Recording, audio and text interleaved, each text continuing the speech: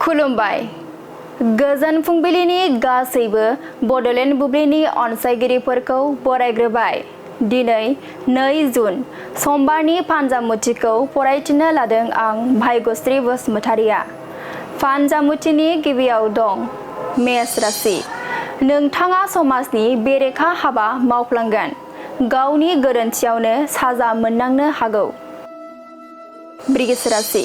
बेफार फालांगि खालामोब्ला खहा जानो हागौ। आखायाव थाखानाय रांखावरिया जोबस्रांगोन।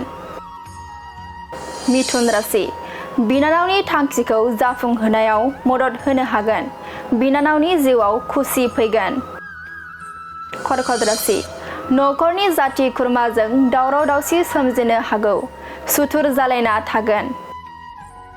सिंह राशि। गोसोआव गोथार साननाय सोमजिगोन। गोथार खामानि मावनो हागोन। कन्या राशि। सिगाङाव जानाय बेराम आजारफोरा जाखांफिननो हागौ। गोग्लैसोना थानो गोनां जागोन। तुला राशि। फंबायनि जाफुंसारनायाव बिदानि खुसि फैगोन। गोजोन खुसिनि सान जागोन। वृश्चिक राशि। देहायाव जानाय सानाय सुनायफोरा जोबस्रांगोन। देहाया मोजां थासारियाव फैगोन। धनु राशि। नोंथाङा मोननांगौ मुवाखौ खोमाना लाफिननांगोन। गोसोआ जोबोरैनो दुखु मोनगोन। मकर राशि। समाजनि हाबा मावनो थाखाय बिबान मोनफानो हागौ। दसे समबो ओरैनो थानो सम मोननाय नङा। कुम्भ राशि।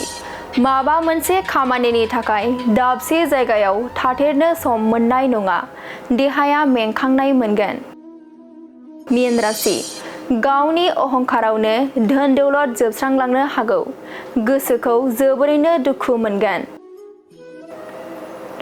दिनै सानसेनि राशि फरायथिनायाबो एसेनोसै। आसा खालामो नोंथांनि दिनैनि साना मोजाङै मोजां थांगोन बेखौ बड'लेण्ड बुब्लि नखरनिफ्राय मिजिंथिबाय। गोजोन्थों।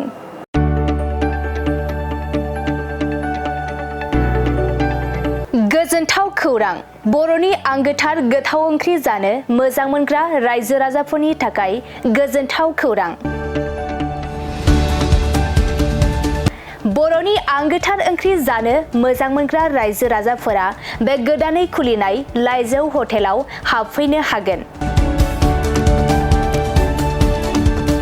जाखांफुहांनाय लाइमोन फालांगिरि गपेश बसुमतारिया अदालगुरिनि टंलायाव बेखेवदों बर'नि आंगोथार ओंख्रि मोनग्रा गंसे हटेल।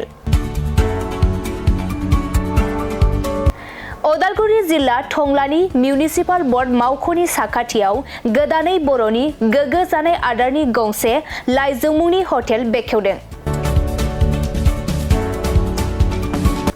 अदालगुरि जिल्लानि सिङाव थानाय फालांगिरि नोगोर टंलायाव गोदानै खुलिनाय बे लाइजौ हटेलाव बर'नि दोरोङारि जाग्रा आदारजों लोगोसे गोबां जाग्रा आदारफोरबो मोननो हागोन।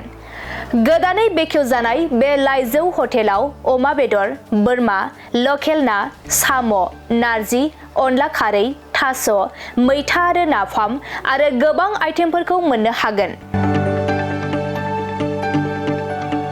बेनिखायनो नोंथाङाबो अदालगुरि जिल्ला टंला लामाजों थांलाय फैलाय खालामोब्ला बे गोदानै खुलिजानाय लाइजौ हटेलाव हाबनानै बर'नि दोरोङारि गोथाव जाग्रा आदारफोरखौ जालांनो हागोन।